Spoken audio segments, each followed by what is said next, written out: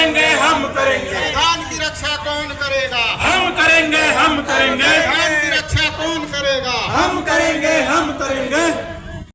26 नवंबर अमर रहे, अमर रहे, अमर रहे। संविधान दिवस अमर रहे, अमर रहे, अमर रहे। संविधान की रक्षा कौन करेगा? हम करेंगे, हम करेंगे। संविधान की रक्षा कौन करेगा? हम करेंगे, हम करेंगे। संविधान की रक्षा करना होगा, करना होगा, करना होगा। संविधान बचाना हमको होगा, हमको होगा, हमको होगा। संविधान बचाना हमको होगा, हमको होगा, हमको होगा। लोकतंत्र बचाना होगा, बचाना होगा, बचाना होगा। प्रतिनिधित्व का अधिकार देना होगा, देना होगा, देना होगा। लोकतंत्र में प्रतिनिधित्व का अधिकार देना होगा, देना होगा, देना होगा। लोकसभा न विधानसभा, सबसे बड़ी ग्राम सभा। संविधान विरोधी देशद्रोही, देशद्रोही, देशद्रोही। जिसकी जितनी संख्या भारी, उसकी उतनी हिस्सेदारी। जिसकी जितनी संख्या भारी, अरे उसकी उतनी हिस्सेदारी। जिसकी जितनी संख्या भारी, अरे उसकी उतनी हिस्सेदारी। प्रतिनिधित्व का अधिकार देना होगा, देना होगा, देना होगा। न्याय का सिद्धांत लागू करना होगा, लागू करना होगा, लागू करना होगा। लोकतंत्र के सभी पिलरों पर प्रतिनिधित्व देना होगा, देना होगा, देना होगा। लोकतंत्र के सभी पिलरों में प्रतिनिधित्व देना होगा। देना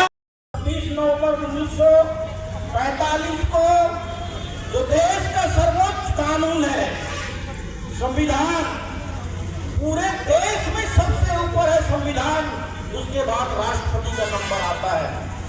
और इस संविधान में जो प्रावधान है, बाबा साहब ने कितने मेहनत और कितने लगन से इस देश के नागरिकों के लिए स्वतंत्रता का अधिकार दिया, सामाजिक न्याय का अधिकार दिया, शोषण के विरुद्ध न्याय पाने का अधिकार दिया।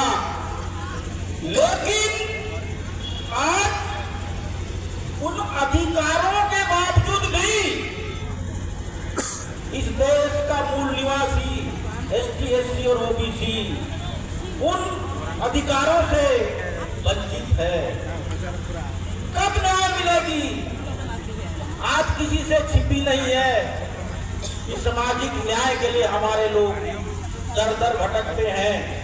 अगर बाबा साहब ने उन अनुच्छेदों का अगर समावेश नहीं किया होता तो हम लोग आज यहाँ खड़े होने लायक नहीं रहते। कितने उन्होंने संविधान सभा के सदस्यों के द्वारा उन्होंने कितने प्रकार के लांछन लगाए होंगे बाबा साहब के ऊपर। मेरे को एक छोटा सा याद आता है, किसी ने कहा कि बाबा साहब आपने आरक्षण जैसे अनुच्छेद को क्यों लागू किया?